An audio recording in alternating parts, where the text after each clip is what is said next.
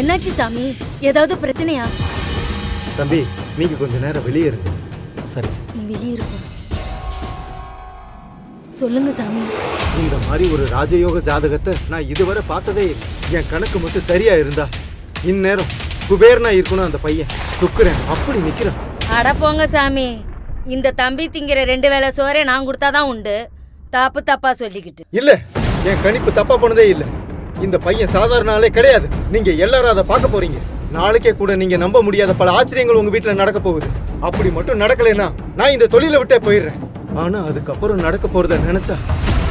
அதுக்கப்புறம் என்ன சாமி நடக்க போகுது? சொல்லுங்க சாமி, சொல்லுங்க.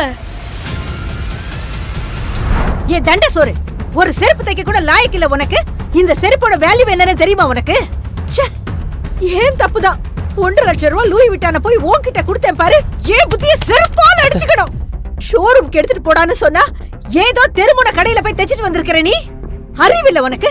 இத போட்டுக்கிட்டு எப்படிடா நாளைக்கு நான் ஃபங்க்ஷனுக்கு போவேன் என்று தன் கையில் இருந்து செருப்பை தூக்கி தன் மருமகன் சூர்யாவின் முகத்தில் அடித்து கத்திக் கொண்டிருந்தார் மாமியார் வனிதா. மன்னிச்சிருங்க அத்தை, ஏதோ தெரியாம பண்ணிட்டேன். நான் உடனே சரி பண்ணி எடுத்துட்டு வந்துடுறேன். கிழிச்ச போ, எல்லாருக்கும் ஜூஸ் எடுத்துட்டு வா.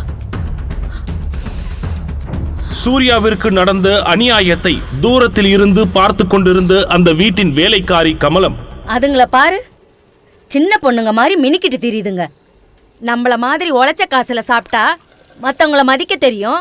புருஷன் காசுல சாப்பிட்டா எப்படி தெரியும்? நீ இந்த வீட்டு மருமவன் அப்படியா நடத்துறாங்க? இந்த மாதிரி எல்லாம் கஷ்டப்படணும்னு தலையெழுத்தா கண்ணு? இதெல்லாம் உன் பெத்தவங்க பார்த்தா எவ்வளவு மனசு கஷ்டப்படுவாங்க தெரியுமா? அவங்கதான் இங்க இல்லை. விடுங்கக்கா, என் மாமனார் கேட்டா இருந்தா இந்த கல்யாணத்துக்கே நான் ஒத்துக்கிட்டேன். பிரீத்திக்கு என்ன பிடிக்கலன்னு தெரிஞ்சிருந்தா நான் சம்மதிச்சிருக்கவே மாட்டேன் என்று உடைந்த குரலில் வருத்தத்தோடு சொல்லி முடித்தான் சூர்யா. விடுங்க தம்பி, எல்லாம் மாறிடும். அதான் அந்த ஜோசியக்கார் சொன்னார்ல, நாளையில இருந்து உன் வாழ்க்கையே மாறப்போகுதுன்னு. உன் ஜாதகம் ராஜ ஜாதகம். சூர்யாவை உற்சாகப்படுத்தும் விதமாக கமலம் கூற, இதெல்லாம் கேட்க நல்லாதான்க்கா இருக்கும். நம்புங்க தம்பி, நடக்கும். தம்பி, நாளைக்கு உன் பிறந்த நாளாச்சு. பிரீத்தி அம்மாக்கு தெரியுமா? கமலம் அப்பாவியாக இந்த கேள்வியை கேட்க, பிறந்த நாளா? எங்க கல்யாண நாளே அவ மறந்துருப்பா. மறக்க மாட்டேன், செத்தாலும் மறக்க மாட்டேன். இப்படி ஒரு பரதேசிக்கு கல்யாணம் பண்ணி வச்சு என் அப்பா எனக்கு பெரிய துரோகத்தை பண்ணிட்டாரு என்று கண்ணில் கோபம் தெறிக்க தன் தோழிகளிடம் தன் கணவன் சூர்யாவை பற்றி கேவலமாக பேசிக் கொண்டிருந்தாள் பிரீத்தி. சரி, இவருக்கு தான் அறிவில்ல, இவனுக்காவது அறிவிற்கு வேண்டாம். நல்ல அம்சமா ஒரு பெரிய இடத்து பொண்ணு மாட்டினா இதான் சான்ஸ்னு கம்புக்கமா வீட்டோட மாப்பிளைய வந்து உக்காந்துடுறது. மானம் கெட்டவன். அந்த நேரத்தில் பிரீத்தியின் ஆண் நண்பன் ஒருவன், விடு பிரீத்தி, ஒரு ரேஞ்சுக்கெல்லாம் ஒரு ஆளே இல்லை. பிரீத்தியின் முடிவை எதிர்பார்க்காத சூர்யா சிலை போல் செய்வதறியாது அதிர்ச்சியில் நின்றான். அண்ணாத பிச்சைக்கார நாயே, கதவு திறந்திருந்தா எங்க வேணா நுழைஞ்சிருப்பியா? உன் மூச்சுக்கெல்லாம் பணக்கார வீட்டு பொண்ணு கேக்குதா? இன்னும் ஒரு அடி எடுத்து வச்ச செருப்பு பிஞ்சிரும்.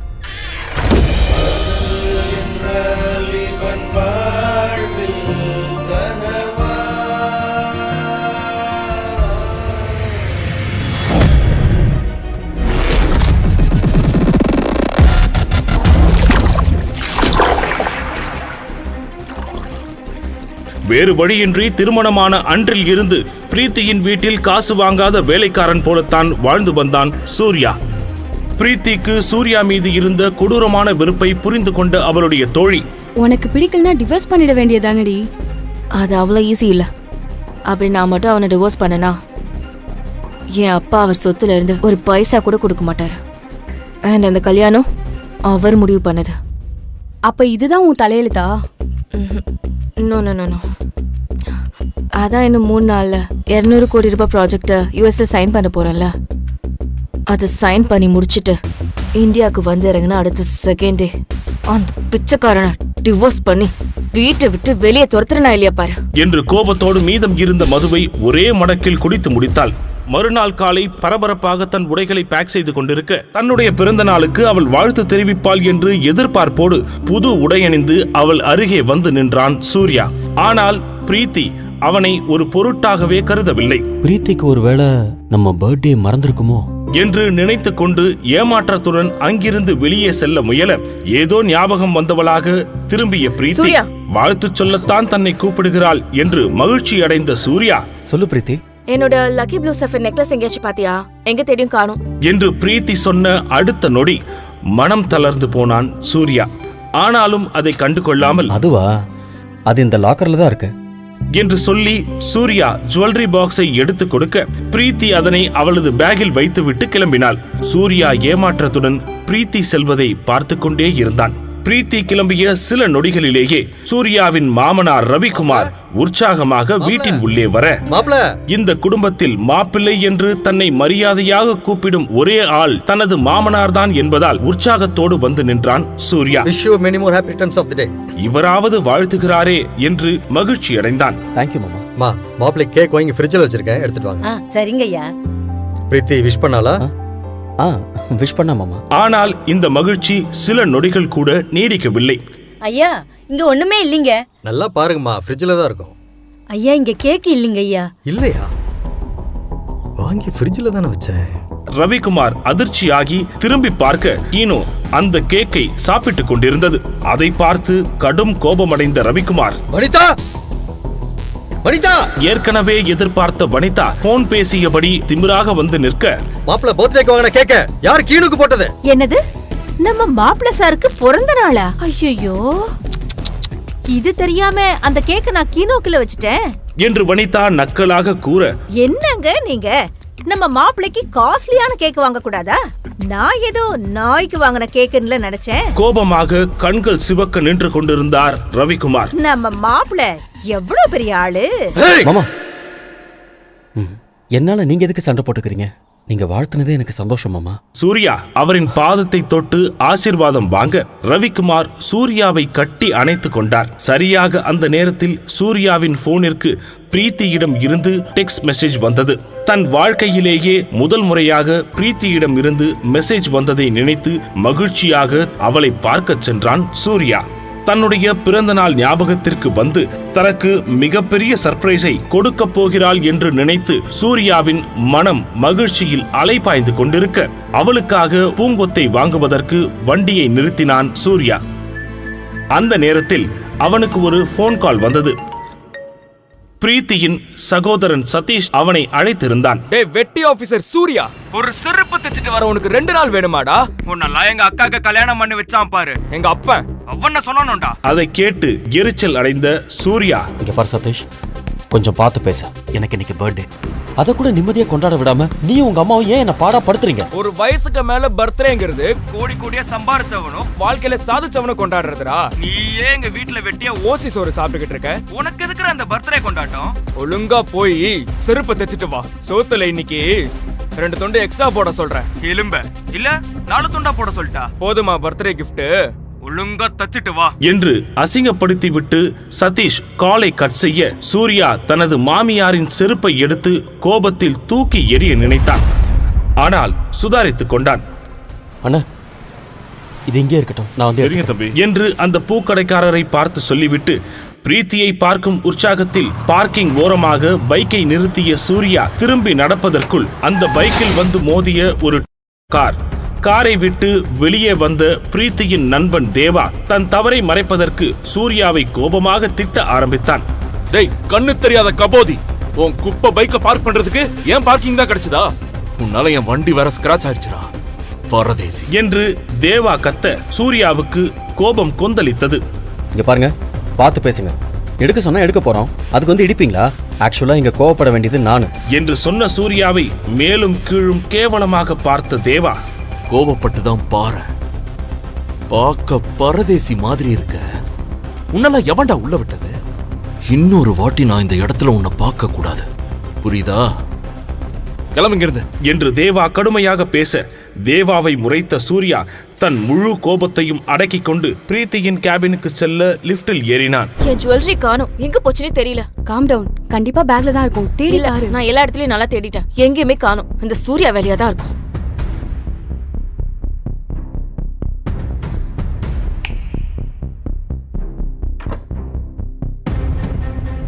சூர்யா, ஒழுங்கு மரியாதையா ஜுவல்லரி பாக்ஸ்ல இருந்த செயின் எங்கன்னு சொல்லிடு.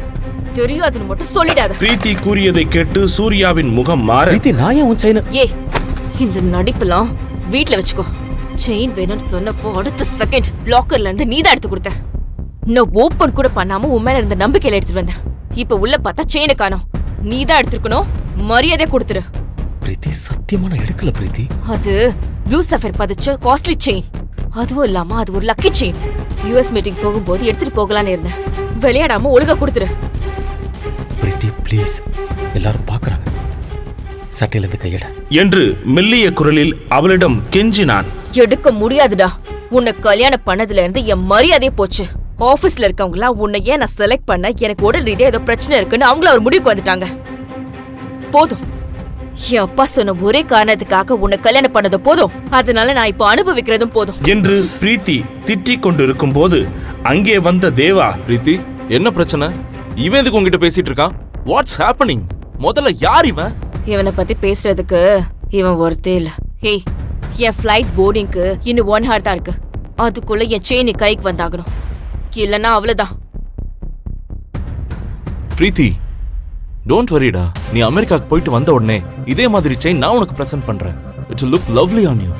என்று தேவா பிரீத்தியின் தோளை தொட்டு ஆறுதலாக பேச, தேவாவை பார்த்து பிரீத்தி புன்னகைக்க சூர்யா மனமுடைந்து திரும்பி நடக்க ஆரம்பித்தான்.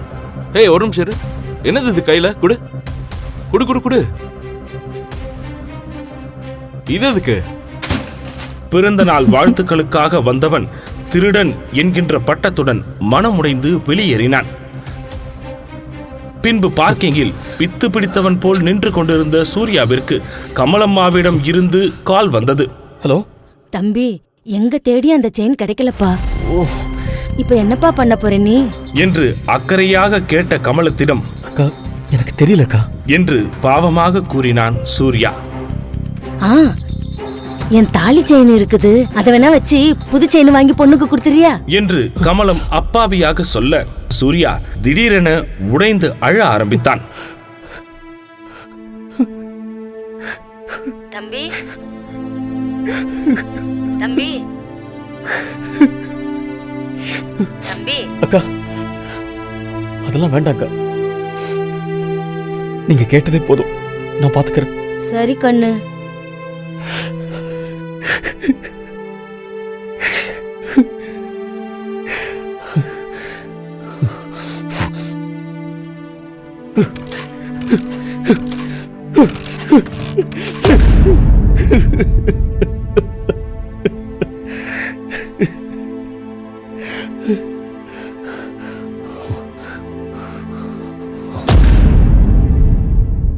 பிரீத்தி கோபமாக சேரில் உட்கார்ந்து இருக்க, அவளை சுற்றி அவளுடைய தோழிகளும் தேவாவும் நின்று கொண்டிருந்தார்கள்.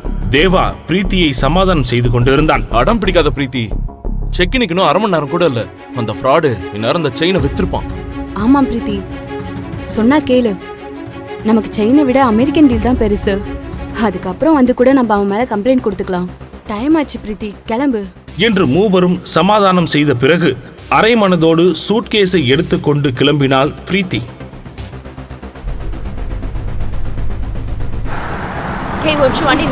என்னாச்சு?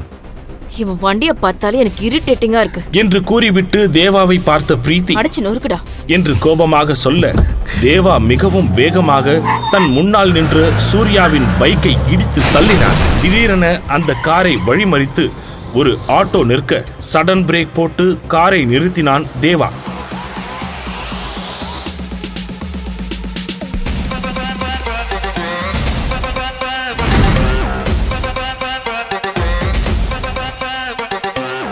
ஏண்டா திருட்டு நாயே, ஓ இஷ்டத்துக்கு ஆட்டோவை குறுக்க விடுற? உன்னெல்லாம் ஆபீஸ்லயே செஞ்சிருக்கணும்டா.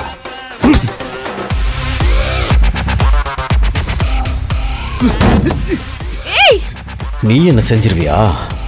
என் பொண்டாட்டிக்கு செயின் வாங்கி கொடுக்க நீ யாரா? நான் உனக்கு பெருசா ஒண்ணு வச்சிருக்கேன்.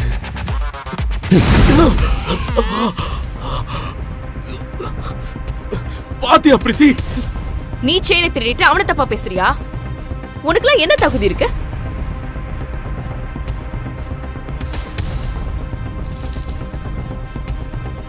பாத்தியா பிரீத்தி? இந்த ஃப்ராட் தான் செயினை திருடி வச்சிருக்கான். பிரீத்தி அதனை ஆச்சரியமாக வாங்கிக் கொள்ள, நீ எந்த டென்ஷனும் இல்லாம ரிலாக்ஸ்டா மீட்டிங்கை ப்ரெசென்ட் பண்ண. All the best. இந்த இத்து போனவங்க கிட்ட எல்லாம் பேசி டைம் வேஸ்ட் பண்ணாத பிரீத்தி. ஃப்ளைட்டுக்கு டைம் ஆச்சு. தேவா, வாயை பொத்திக்கிட்டு கம்முன்னு இருக்கணும். நான் என் பொண்டாட்டிகிட்ட பேசிட்டு இருக்கேன். ஏதாவது சத்தம் வந்தது,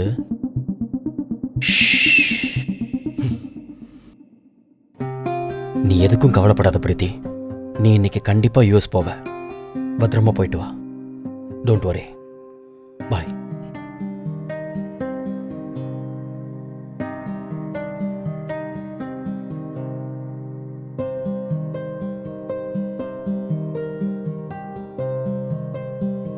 சூர்யா இவ்ளோ கோவப்பட்டு நான் பார்த்ததே இல்ல. எனக்கு அவன் வேற மாதிரி ஒரு ஆளா தெரியறான். டிராபிக்கில் அடித்து பிடித்து விமான நிலையத்தை அடைந்தாலும் உள்ளே நுழைந்த பொழுது அந்த ஃப்ளைட் கிளம்பி விட்டது என்கின்ற அதிர்ச்சிகரமான அனௌன்ஸ்மெண்ட் பிரீத்தியின் காதில் கேட்டது. இது எல்லாத்துக்கும் காரணம் அந்த சூர்யா தான் என்று பிரீத்தி புலம்பிக் கொண்டிருக்க, நீங்க பிரீத்தி தானே? எஸ். உங்க ஃப்ளைட் மிஸ் ஆயிடுச்சுன்னு நீங்க வருத்தப்பட வேணாம் மேம். RSV குரூப் ஆஃப் கம்பெனிஸ்ல இருந்து உங்களுக்காக ஸ்பெஷல் சார்ட்டர்ட் ஃப்ளைட் ரெடி பண்ணிருக்கோம். What? May I have your passport? Sure. என்று பாஸ்போர்ட்டை எடுக்க முயற்சிக்க, அதோடு சேர்ந்து சூர்யா திருடியதாக சொன்ன செயின் வெளியே வர அதிர்ச்சியானால் பிரீத்தி. பின் சூர்யா எடுத்த செயினையும் இப்போது கிடைத்த செயினையும் எடுத்து ஒப்பிட்டு பார்த்தாள். எப்படி ரெண்டு செயின்? பிரீத்தியின் கையில் உள்ள செயினை பார்த்து வியந்த அந்த அதிகாரி, வாவ் மேம், நீங்க தான் அந்த லக்கி கேர்லா? இது ஒரு லிமிடெட் எடிஷன் சஃபயர் செயின். 1 மணி நேரத்துக்கு முன்னாடி தான் சூரத்ல இருந்து ஸ்பெஷல் சார்ட்டர்ட் ஃப்ளைட்ல வந்தது. இது உங்களுக்காக தான் வந்ததுன்னு இப்பதான் தெரியுது. இத யார் வாங்குனாங்கன்னு உங்களுக்கு தெரியுமா? அது கான்ஃபிடென்ஷியல் மேம். சாரி. போர்டிங்க்கு டைம் ஆயிடுச்சு. Shall we move Mrs Surya Chakravarthy? Surya சக்கரவர்த்தி?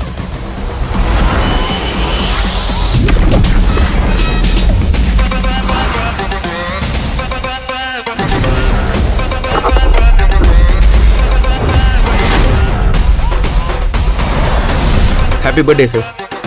Welcome to the new league.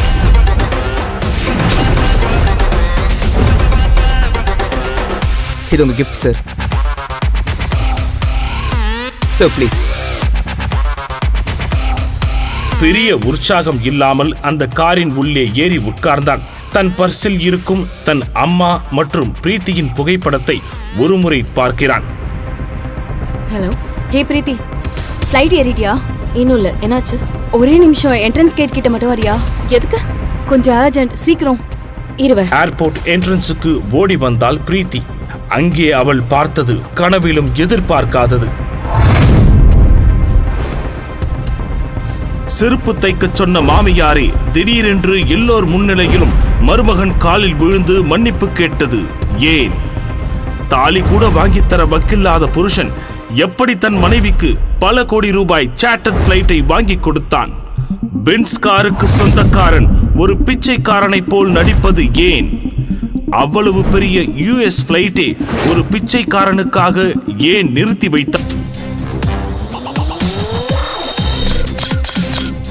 ஆனால் அதே சமயம் அவன் கண்ணில் ஒரு கோபக் கடலும் பெரிய ஆளுமைக்கான ஒளியும் தெரிந்தது.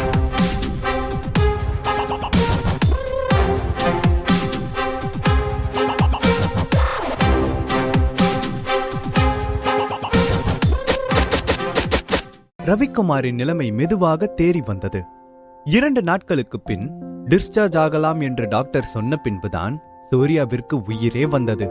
இப்போவாது சாப்பிடு, அதான் அவருக்கு எல்லாம் சரியாயிடுன்னு சொல்லிட்டாங்கல்ல, அப்புறம் என்ன என வக்கீல் வாசுதேவன் சூர்யாவிடம் கூற, சூர்யா என்ன சொல்றீங்க? 5 நாளா உங்களுக்கும் அப்பாவுக்கும் கால் ட்ரை பண்ணிட்டே இருந்தேன். இப்போ திடீர்னு அப்பாவுக்கு ஆக்சிடென்ட்னு சொல்றீங்க, என்ன நடந்துச்சு என்று பதட்டத்தில் பேச ஆரம்பித்தாள் பிரீத்தி. இப்போ அப்பாவுக்கு எந்த ஆபத்தும் இல்ல, பயப்பட வேணாம். அப்பா இப்போ எங்க என்று கேட்க, அவள் கேட்டு முடிக்கும் முன்பே அவளுடன் வந்த அவள் அம்மா வனிதா, என் பொண்ணை கல்யாணம் பண்ணி 3 வருஷம் ஆச்சு, இது வரைக்கும் நீ அவளை சந்தோஷமா வச்சுக்கிட்டது கூட இல்ல. இந்த தடவை அவருக்கு ஏதாவது ஒண்ணு ஆச்சுன்னா என் பொண்ணுக்கு டிவோர்ஸ் கொடுத்துட்டு எங்க குடும்பத்தை விட்டு போயிடு அடக்கி வைத்திருந்த வஞ்சனை அனைத்தையும் மொத்தமாக கொட்டி தீர்த்தாள் வனிதா. சிறிது நாட்களுக்கு பிறகு பிரீத்தி தனது ரூமில் அவளுடைய உடைமைகளை எடுத்து வைத்துக் கொண்டிருந்தாள். அப்போது அவளது அம்மா வனிதா ரூமிற்குள் வந்தாள். இப்போ ஒன்னும் குறைஞ்சு போகல. நம்மளோட சொந்தக்கார பசங்க நம்ம தகுதிக்கு ஏத்த மாதிரி நிறைய பேர் இருக்காங்க. நீ மட்டும் சரின்னு சொன்ன, இப்ப கூட உன்னை கல்யாணம் பண்ணிக்க ரெடியா இருக்காங்க. யாருமா அந்த சூர்யா? எனக்கு கல்யாணம் ஆகி 3 வருஷம் ஆச்சுமா. இது வரைக்கும் என் மனசு நோகும்படி ஒரு நாள் கூட அவர் நடந்துகிட்டது இல்ல. அவரை நான் எவ்வளவு கஷ்டப்படுத்தினாலும் எனக்காக அவர் பொறுத்துக்கிறாரு. அவர் இடத்துல இப்ப வேற யாராவது இருந்திருந்தா கண்டிப்பா பொறுமையா இருக்க மாட்டாங்க. சூர்யாவோட கடைசி காலம் வரை உன்னால சந்தோஷமா இருக்க முடியாது. இந்த முடிவுக்காக கண்டிப்பா ஒரு நாள் வருத்தப்படுவேன். இதுக்கு மேலேயும் இதை பத்தி என்கிட்ட பேசாதீங்க. சந்தோஷத்துடன் மாடியிலிருந்து கீழே இறங்கி வந்த சூர்யாவை பார்த்த ரவிக்குமார் சூர்யாவை மொட்டை மாடிக்கு வர சொன்னார். 5 நிமிடத்திற்கு ஒரு முறை இடைவிடாமல் பிரீத்தியின் மனதில் நான் இருக்கிறேன் என்று நினைத்துக் கொண்டே தனக்குத்தானே சிரித்துக் கொண்டிருந்தான். பிரீத்தியை உனக்கு பிடிக்குமா என்று கேட்டார்.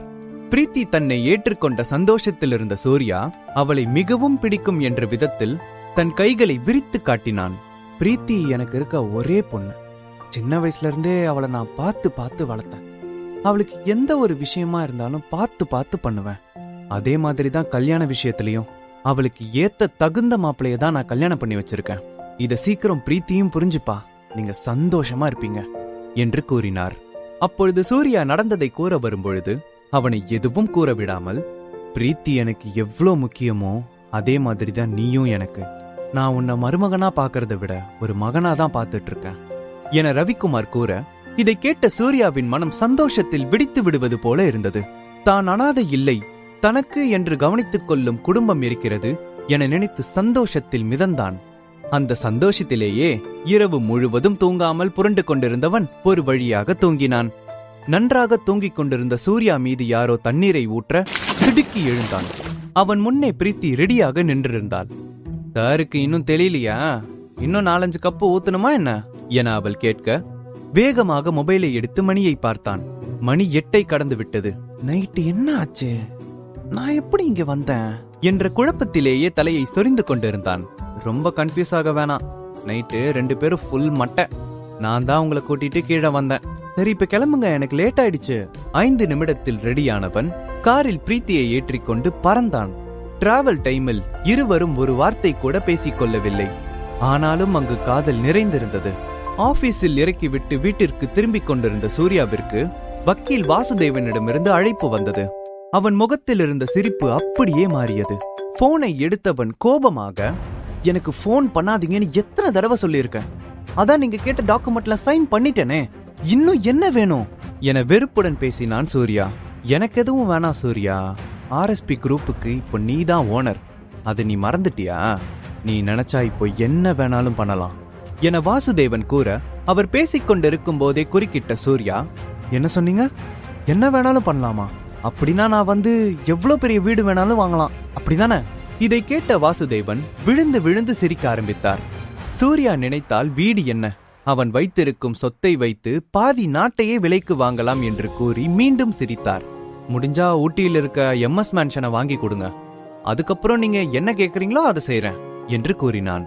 ஊட்டியில் உள்ள MS மேன்ஷன் அழகிற்கு பெயர் போனது.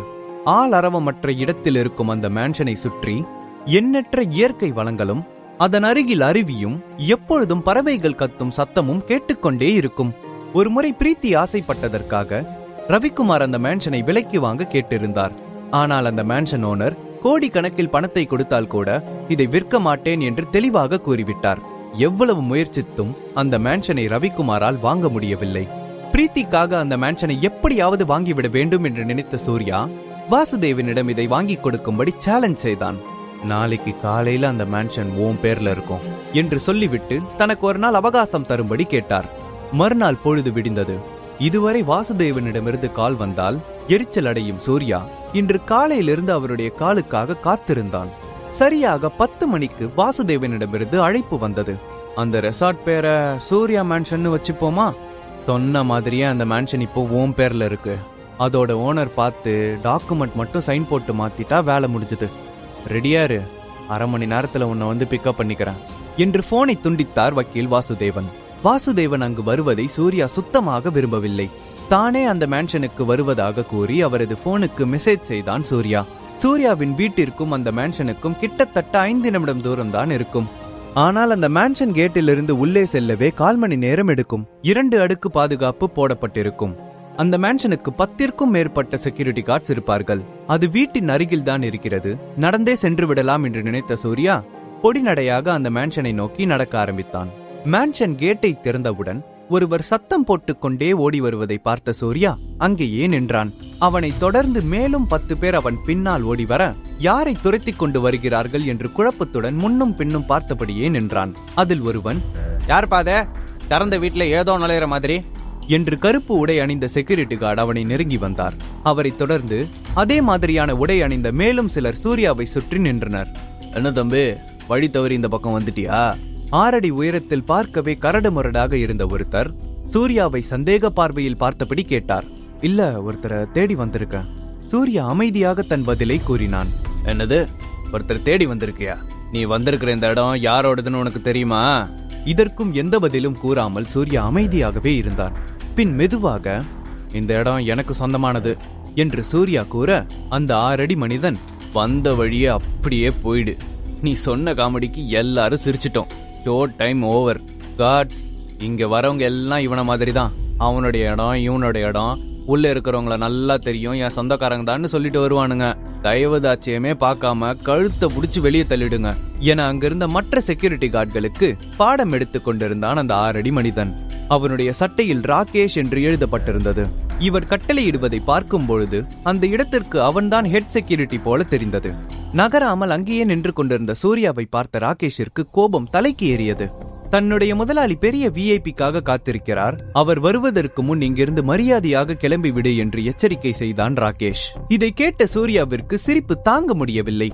அந்த விஐபியே நான் தான், இது கூட தெரியாம இவங்க இப்படி கேனத்தனமா நடந்துக்கிறாங்களே என்று நினைத்து சிரித்தான். ஒருவருடைய உடையையும் அவர் வைத்திருக்க பொருளையும் வைத்து எடை போடும் செக்யூரிட்டியை நினைத்து வருத்தப்பட்டான். இருந்தாலும் மாத சம்பளம் கொடுக்கும் தன்னுடைய முதலாளிக்காக விசுவாசமாக இருக்கிறான் என்று நினைத்தான். நகராமல் அங்கேயே அவரை பார்த்து சிரித்துக் கொண்டிருந்த சூர்யாவை பார்த்த செக்யூரிட்டிக்கு மேலும் கோபம் தலைக்கு ஏறியது. எவ்வளவு சொல்லியும் இங்கிருந்து கிளம்பாம அப்படியே நிக்கிற? அடி விழுந்தாதான் இங்கிருந்து கிளம்புவியா என கோபத்தில் சூர்யாவை அறைய கையை ஓங்கியவனை ஒரு கை தடுத்து நிறுத்தியது. அந்த கையின் சொந்தக்காரரை பார்த்து செக்யூரிட்டி கார்டு ராகேஷ் அதிர்ச்சியில் கையை கட்டிக்கொண்டு ஒதுங்கி நின்றான். அவரை பார்த்து செக்யூரிட்டி கார்டு அனைவரும் ஒரே வரிசையில் கையை கட்டிக்கொண்டு நின்றனர். ஆனால் அவரோ சூர்யாவின் முன் கையை கட்டிக்கொண்டு நிற்பதை பார்த்து அதிர்ச்சி அடைந்து விட்டனர். அரசியலில் பெரும் புள்ளியாக இருக்கும் ராமலிங்கம் தமிழ்நாட்டில் மிகப்பெரிய பணக்காரர். ஊட்டியையே தன்னுடைய கைக்குள் வைத்திருக்கும் ராமலிங்கத்தை இதுவரை இப்படி இவர்கள் பார்த்ததே இல்லை. இன்று முதலாக சூர்யாவின் முன் கையை கட்டி கொண்டிருப்பதை பார்த்த செக்யூரிட்டி கார்ட்ஸ், யார் இவன்? இவனை பார்த்து ஏன் நம்ம முதலாளி பயந்து போய் நிக்கிறாரு என குழம்பி போயிருந்தனர். சூர்யா சார், பெரிய தப்பு நடந்துருச்சு. அவங்க சார்பா நான் உங்ககிட்ட மன்னிப்பு கேட்கிறேன் என்று பயத்துடனும் மரியாதை கலந்த குரலிலும் கையை கட்டிக்கொண்டு சூர்யா முன் பேசினார். என்னது, இவர்தான் சூர்யாவா என்று வாயடைத்து நின்றனர் அங்கிருந்த செக்யூரிட்டி கார்ட்ஸ். பின் செக்யூரிட்டி கார்டு ராகேஷை பார்த்து, என்ன தைரியம் இருந்தா இவர்கிட்டயே மரியாதை இல்லாம நடந்திருப்ப. இப்பவே அவர்கிட்ட மன்னிப்பு கேளு. நீ பண்ண தப்புக்கு இன்னைக்கு உன்னை சும்மா விடுறதா இல்ல என ராமலிங்கம் ராகேஷை கடுமையாக திட்ட ஆரம்பித்தார். சார், தெரியாம பண்ணிட்டேன். என் மேல கருணை காட்டுங்க. இனிமே இந்த மாதிரி எந்த ஒரு தப்பும் நடக்காம பாத்துக்கிறேன். காலில் விழுந்து கெஞ்சும் ராகேஷை பார்த்த மற்ற செக்யூரிட்டி கார்டு தங்களுடைய மூச்சை இழுத்து பிடித்துக் கொண்டு அடுத்து அவர்களுக்கு என்ன நடக்குமோ என்ற பயத்தில் நின்று கொண்டிருந்தனர். இதையெல்லாம் வேடிக்கை பார்த்து கொண்டிருந்த சூர்யாவிற்கு நன்கு புரிந்தது. அப்படி ஒன்னும் அவங்க பெருசா தப்பு பண்ணல, அவங்கள மன்னிச்சு விட்டுருங்க. அப்படி நீங்க அவரை தண்டிக்கணும்னு நினைச்சா 1/2 நாள் சம்பளத்தை மட்டும் பிடிங்க, அது போதும். தங்களுடைய வேலை போய்விடுமோ என்ற அச்சத்தில் இருந்தவர்களுக்கு சூர்யா இவ்வாறு கூறிய பின் தான் உயிரே வந்தது. இதையெல்லாம் கேட்டுக்கொண்டிருந்த ராமலிங்கத்திற்கு ஆச்சரியமாக இருந்தது. என்ன இன்னும் மசமசன்னு நின்னுட்டே இருக்கீங்க, அவர்கிட்ட மன்னிப்பு கேளுங்க என மிரட்டும் தோணியில் ராமலிங்கம் கூற அங்கு நின்று கொண்டிருந்த செக்யூரிட்டி கார்ட்ஸ் வரிசையாக சூர்யாவின் காலில் விழவர அவர்களை தடுத்த சூர்யா, நீங்க எல்லாரும் போய் உங்க வேலையை பாருங்க, எப்போதும் ஆளை பார்த்து எடை போடாதீங்க என அறிவுறுத்தி அனுப்பினான். பின் அவ்வளவு பெரிய பணக்காரரை வெகு நேரமாக வாசலிலேயே காக்க வைப்பது நல்லதில்லை என புரிந்து கொண்ட ராமலிங்கம் சூர்யாவை மேன்ஷனுக்குள் அழைத்துச் சென்றார். சூர்யா வருவதற்கு முன்பே வந்துவிட்ட வக்கீல் வாசுதேவன் மேன்ஷனுக்குள் உள்ளே காத்திருந்தார். சூர்யா வந்ததும் அவன் கேட்டதைப் போலவே மேன்ஷனை வாங்கிவிட்ட சந்தோஷத்தில் அவனை பார்த்தார். சூர்யாவிற்கு இந்த மேன்ஷன் மிகவும் பிடித்திருந்தது. பிரீத்திக்கு மட்டும் இது தெரிந்தால் சந்தோஷத்தில் மிதப்பாள்.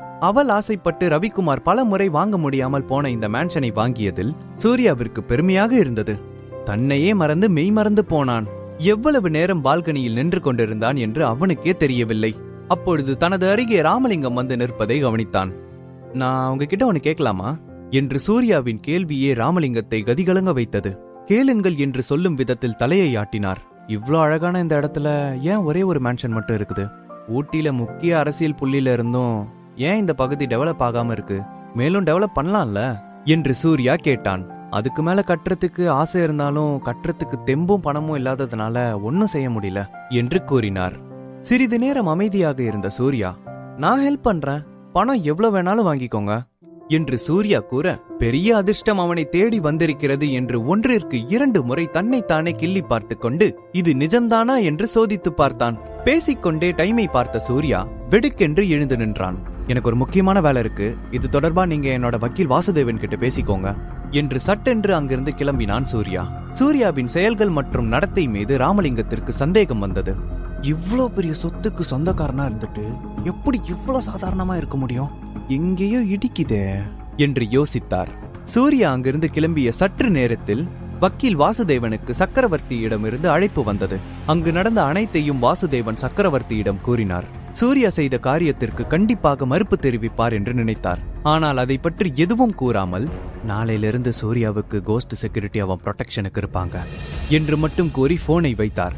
வாசுதேவனுக்கு இந்த ஒரு விஷயம் ஆச்சரியமாக இருந்தது. அதே சமயம் தன்னுடைய ஆபீஸ் வாசலில் முன்னே சூர்யாவிற்காக நீண்ட நேரம் காத்திருந்தாள் பிரீத்தி. நேரம் சென்று கொண்டே இருந்தது. ஆபீஸில் உள்ள அனைவரும் சென்று விட்டனர். சூர்யா வரும் திசையை பார்த்து வெகு நேரம் காத்திருந்த பிரீத்தி அங்கிருந்த ஒரு பெஞ்சில் சென்று அமர்ந்தாள். எப்பொழுதும் ஆபீஸ் முடியும் முன்னரே சூர்யா அவளுக்காக வாசலில் காத்திருந்து அழைத்துச் செல்வான். ஆனால் இன்று நெடுநேரம் ஆகியும் சூர்யா வராததால் பல முறை அவனுக்கு கால் செய்தாள். சூர்யா வருவானா இல்லை நானே சென்று விடுவா என்ற யோசனையில் ஒரு காலில் முன்னும் பின்னும் வைத்தவாறே நின்றிருந்தாள். அப்பொழுது, இங்க பாருடா யார் நிக்கிறான்னு, ஊட்டியோட பேரழகி பிரீத்தி. என்ன உன்னோட பர்சனல் அசிஸ்டன்ட் சூர்யா உன்னை பிக்கப் பண்ண வரன்னு வெயிட் பண்ணிட்டு இருக்கியா என்ற குரல் கேட்டதும் பிரீத்தியின் முகம் கோணலாக மாறியது. அந்த குரலுக்கு சொந்தக்காரி தன்னுடைய பெரியமாவின் மகள் சந்தியா என்று சொல்லாமலே அவள் கண்டுபிடித்து விட்டாள். பிரீத்தி அவளை கண்டு கொள்ளவே இல்லை. அவளை கண்டு கொள்ளாமல் நின்று கொண்டிருந்த பிரீத்தியை பார்த்த சந்தியாவிற்கு மேலும் அவளை சீண்டி பார்க்க வேண்டும் என்று தோன்றியது. சில சமயம் விதி எப்படி விளையாடும்னு யாருக்கு தெரியும்? நம்ம எல்லாம் சின்ன பொண்ணா இருந்தப்போ எப்பவுமே உனக்கு தான் எல்லாமே பெஸ்டா கிடைக்கும், உங்க அப்பாவை விட பெரிய பணக்கார பையனுக்கு தான் என்னோட பொண்ணை கல்யாணம் பண்ணி வைப்பேன்னு உங்க அம்மா ஊருக்குள்ள தம்பட்டை அடிச்சிட்டு இருந்தாங்க. ஆனா இப்ப பாரு, ஒரு அனாதைய கல்யாணம் பண்ணிக்கிற அளவுக்கு உன் நிலைமை ஆயிடுச்சு. பிரீத்தி ஒரு வார்த்தை கூட பேசாமல் தன்னுடைய உதடுகளை இறுக்கமாக மூடிக்கொண்டாள். வீட்டோட மாப்பிள்ளையா இருக்கிறது ஒரு தனி சுகம்தான். ஓசி சோறு சாப்பிட்டுட்டு பொண்டாட்டிக்கு சேவை பண்ணிட்டு தெரியலாம்ல என சந்தியா பேசிக்கொண்டே போக ஒரு கட்டத்தில் பிரீத்தி கத்த ஆரம்பித்தாள். போது நிறுத்து, இதுக்கு மேல ஒரு வார்த்தை பேசாத. என் புருஷன் எனக்கு சேவை பண்றாரு, பண்ணாம போறாரு, இத தெரிஞ்சுக்கிட்டு நீ என்ன பண்ண போற? அச்சச்சோ, தப்பா புரிஞ்சுக்கிட்டியா பிரீத்தி? ரொம்ப சாரி. இதெல்லாம் நான் சொல்லல, ஊருக்குள்ள சொல்லிக்கிறாங்க. அதான் நான் உன்கிட்ட இப்ப சொன்னேன். வேணும்னா அதை மாத்துறதுக்கு என்கிட்ட ஒரு ஐடியா இருக்கு. பேசாம உன் புருஷனை என் புருஷன் கிட்ட இருந்து வேலை பார்க்க சொல்லு என்று கேலியாக கூற பிரீத்தி ஆத்திரத்தில் தன் பல்லை கடித்துக் கொண்டாள். விட்டால் அங்கேயே சந்தியாவை அடித்து விடுவாள் போல கோபத்தில் அவள் முகம் சிவந்தது. மேலும் சூர்யாவை பற்றி இழிவாக பேசிக்கொண்டே போனாள். இவளிடமிருந்து பிரீத்தியை காப்பாற்றுவது போல காரில் இருந்து வந்து இறங்கினான் விவேக். வனிதாவின் அண்ணன் மகனாகிய விவேக் ஒரு பெரிய சாப்ட்வேர் கம்பெனியில் சிஇஓ ஆக இருக்கிறான். சூர்யாவை விட படிப்பிலும் வேலையிலும் பெரிய இடத்தில் இருந்தான். சந்தியா கார் வந்து நின்றதை பார்த்ததும் சந்தோஷத்தில் குதித்தாள். தன்னுடைய கணவன் தன்னை அழைத்து போக வந்திருக்கிறார், பெரிய கம்பெனியின் சிஇஓ தனக்காக எதையும் செய்வார் என்பது போல பேசிவிட்டு கர்வமாக அங்கிருந்து கிளம்பினாள். காரில் இருந்தபடி தன்னுடைய கண்ணாடி கதவை திறந்து பிரீத்தியை பார்த்தான் விவேக். அந்த வேலைக்காரன் மட்டும் இல்லனா இப்போ பிரீத்தியை நான் தான் கல்யாணம் பண்ணிருப்பேன் என்று தனக்குத்தானே பேசிக்கொண்டான். பிரீத்திக்கும் விவேக்கிற்கும் தான் திருமணம் நடக்கும் என்று அனைவரும் நினைத்துக் கொண்டிருந்தனர். ஆனால் பிரீத்தி சூர்யாவை திருமணம் செய்து கொண்ட பின் அவளுக்கு அடுத்தபடியாக இருந்த சந்தியாவை வேறு வழி இல்லாமல் திருமணம் செய்து கொண்டான் விவேக். அப்போது அங்கு ஒரு கால் டாக்ஸி வந்து நின்றது. அதிலிருந்து சூர்யா இறங்கினான். பிரீத்தி மேடம், சாரி ரொம்ப லேட் ஆயிடுச்சு, கிளம்பலாமா? கால் டாக்ஸியிலிருந்து தன்னுடைய வேர்வையை துடைத்துக் கொண்டே பிரீத்தியை நோக்கி நடந்து சென்றான். பிரீத்தியின் பையை வாங்கிக் கொண்டு கால் டாக்ஸியை நோக்கி சென்றவனை, சூப்பர், பணக்கார வீட்டு மாப்பிள்ளை இப்போ கால் டாக்ஸி ஓட்டுறாரா என சந்தியா காரில் அமர்ந்தபடி சூர்யாவிற்கு கேட்கும்படி சத்தம் போட்டு கேட்டாள். இந்த 3 வருடத்தில் சந்தியா இதைவிட பல விதமாக சூர்யாவை பேசியிருக்கிறாள். நான் கால் டாக்ஸி ஓட்டுறேன் இல்ல ரிக்ஷா ஓட்டுறேன், இதுல உங்களுக்கு என்ன பிரச்சனை என்று கேட்டான் சூர்யா. என்ன தைரியம் இருந்தா என்ன பார்த்து திமிரா பேசுவ என காரில் இருந்து இறங்கிய சந்தியா சூர்யாவை பார்த்து கையை ஓங்க அவள் கையை பிடித்து முறுக்கி அவள் கன்னத்தில் பலார் என ஓங்கி அறைந்தாள் பிரீத்தி. என்னோட புருஷனை மரியாதை குறைவா பேசுறதுக்கு யாருக்கும் உரிமை இல்ல என பிரீத்தி கூற அதிர்ச்சியில் உறைந்து போயிருந்த சந்தியா வேகமாக காரின் உள்ளே சென்று அமர்ந்தாள். காரின் உள்ளே சென்று சந்தியாவை பார்த்து சூர்யா, இதுதான் உங்களுக்கு லாஸ்ட் வார்னிங், இனிமே நீங்க பிரீத்தி மேடம் கிட்ட எந்த பிரச்சனையும் பண்ணக்கூடாது என எச்சரித்து விட்டு பிரீத்தியின் கையை பிடித்துக் கொண்டு அங்கிருந்து கிளம்ப தயாரானான் சூர்யா. பிரீத்திக்கு ஒன்று மட்டும் புரியவில்லை, எப்பொழுதும் அமைதியாக இருக்கும் சூர்யா இன்று ஏன் இப்படி உணர்ச்சி வசப்பட்டான் என்று. இருந்தாலும் ஒரு புறம் அவளுக்கு சந்தோஷமாக இருந்தது. தனக்காக சூர்யா எதிர்த்து நின்றது அவளுக்கு மிகவும் பிடித்திருந்தது. அப்பொழுது மின்னல் வேகத்தில் கார் ஒன்று வேகமாக அவர்கள் முன்னே வந்து நின்றது. காரில் இருந்து கருப்பு நிற சட்டை அணிந்த ராமலிங்கத்தின் பிஏவை பார்த்த சந்தியாவும் விவேக்கும் சந்தோஷமானார்கள். அவரை பார்க்கத்தான் வந்திருக்கிறார்கள் என்று சிரித்த முகத்துடன் அவரை நோக்கி சென்றனர். ஆனால் அவரோ இவர்களை தாண்டி சூர்யாவை நோக்கி நடந்து சென்று அந்த கார் சாவியை சூர்யாவிடம் கொடுத்து, சார் ராமலிங்கம் சார் இதை உங்ககிட்ட கொடுக்க சொன்னாரு, மத்த எல்லாத்தையும் போன்ல பேசிக்கலான்னு சொன்னாரு. இதை கேட்ட அனைவரும் குழம்பி போயிருந்தனர். ஊட்டியில் ராமலிங்கத்தை சந்திக்க பல நாள் காத்திருக்க வேண்டும். தன்னுடைய கண்களை பல முறை கசக்கி கொண்டு பார்த்தான் விவேக். பிரீத்தியும் அதே நிலைமையில் தான் இருந்தாள். யார் இவங்க? சூர்யாவுக்கு ஏன் விலை உயர்ந்த காரை கொடுக்கறாங்க? சூர்யா பிரீத்தியை அழைத்துக் கொண்டு காரில் ஏறி சென்றதை வைத்த கண் வாங்காமல் விவேக் பார்த்து கொண்டிருந்தான். விவேக்கிற்கும் ஒன்றும் புரியவில்லை. இந்த கார் எப்படி சூர்யாவால் வாங்க முடிந்தது என்று குழம்பினான். ஆனால் ஒன்று மட்டும் அவனுக்கு தெளிவாக புரிந்தது, இதில் ஏதோ ஒரு மர்மம் இருக்கிறது என்று. சந்தியா கோபத்தில் அங்கேயே நின்று கொண்டிருந்தாள். பின் காரில் ஏறும்படி விவேக்கின் சத்தம் கேட்க சுழித்த முகத்துடன் காரின் உள்ளே சென்று அமர்ந்தாள். நான் உனக்கு ஒரு அட்வைஸ் சொல்றேன், கொஞ்ச நாள் அவங்க 2 பேர் பக்கமும் நீ போகாம இருக்கிறது தான் உனக்கும் எனக்கும் ரொம்ப நல்லது. விவேக் இப்படி கூறியது சந்தியாவிற்கு குழப்பமாக இருந்தது. சூர்யாவை பார்த்து திடீரென்று ஏன் விவேக் பயப்படுகிறான் என்று. தன்னுடைய புது காரில் பிரீத்தியை வீட்டிற்கு அழைத்து சென்று கொண்டிருந்தான் சூர்யா. அப்போது முன் சீட்டில் அமர்ந்திருந்த பிரீத்தி காரை ஓட்டிக் கொண்டிருந்த சூர்யாவை வைத்த கண் வாங்காமல் பார்த்து கொண்டே இருந்தாள். என்னாச்சு, ஏன் இப்படி பாக்குறீங்க என்று சிரித்துக் கொண்டே கேட்டான் சூர்யா. ஒன்றும் இல்லை என்பது போல தலையை ஆட்டிவிட்டு, இனிமே இப்படி பண்ணாதீங்க சூர்யா என பிரீத்தி கூற, எதை பற்றி பேசுகிறான் என்று புரியாதவனைப் போல நடித்தான். இனிமே இந்த மாதிரி கார் வாடகைக்கு எடுக்க கூடாது, இந்த மாதிரி காஸ்ட்லியான காருக்கு ரெண்டல் அதிகமா இருக்கும் என்று கூறினாள். இதை பற்றி பிரீத்தியிடம் எப்படி சொல்வது என்று யோசித்துக் கொண்டிருக்கும் போது அவளே இப்படி கூறியது அவனுக்கு மேலும் வசதியாக இருந்தது. டோன்ட் வரி பிரீத்தி, நீங்க கவலைப்படுற அளவுக்கு இது ஒன்னும் அவ்வளோ ரெண்டெல்லாம் இல்ல. சரி, இனிமே நான் இப்படி பண்ண மாட்டேன், போதுமா என்று சிரித்துக் கொண்டே சூர்யா கூற, எப்பொழுதும் போல எந்த உணர்ச்சியும் இல்லாமல் சரி என்று ஜன்னல் பக்கம் திரும்பியவள் உதட்டோரம் புதிதாக ஒரு சிறு புன்னகை முளைத்திருந்தது. காரை ஓட்டிக்கொண்டு வந்தாலும் சூர்யா இதை கவனிக்க தவறவில்லை.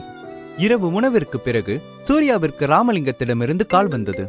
யாரும் இல்லாத இடத்திற்கு சென்று சூர்யா தன்னுடைய செல்போனை ஆன் செய்து பேசத் தொடங்கினான். சார், நீங்க மேன்ஷனை சுத்தி இருக்கிற இடத்த டெவலப் பண்ணலான்னு சொல்லியிருந்தீங்க, நான் ஒரு ஐடியா சொல்லலாமா? நாம ஏன் அந்த ஏரியாவை சுத்தி டூரிஸ்ட் எல்லாரும் வந்து போறதுக்கு ஒரு பெரிய ரெசார்ட் அண்ட் அதை சுத்தி கொஞ்சம் அட்ராக்டிவ் ஸ்பாட்ஸ் எல்லாம் டெவலப் பண்ணக்கூடாது? இந்த ப்ராஜெக்ட்னால உங்களுக்கும் எனக்கும் லாபம் தான். பின் மெதுவாக அந்த ஏரியாவை டெவலப் செய்ய அவன் வைத்திருந்த பிளானை கூறினான். சூர்யாவுக்கு அது மிகவும் பிடித்து போயிருந்தது. அரை மணி நேரத்தில் கோடிக்கணக்கான பிசினஸ் பிளான் ஒரே நிமிடத்தில் உருவானது. மறுநாள் காலை இந்த நியூஸ் காட்டுத்தீயை போல பரவத் தொடங்கியது. அனைத்து நியூஸ் சேனலிலும் இதுதான் ஹெட்லைன்ஸ். ஆனால் எதிலுமே சூர்யாவின் பெயர் வரவில்லை. அவனும் அதை விரும்பவில்லை.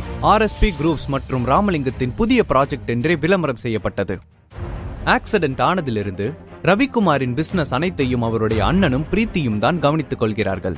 ரவிக்குமார் கடுமையாக உழைத்து உருவாக்கிய இந்த பிசினஸில் தன்னுடைய அண்ணா சசிகுமாரையும் சேர்த்துக் கொண்டார். அதில் இவர் எந்த வேலையும் செய்யவில்லை என்றாலும் அதனுடைய பலனை மட்டும் அனுபவித்து வந்தார்.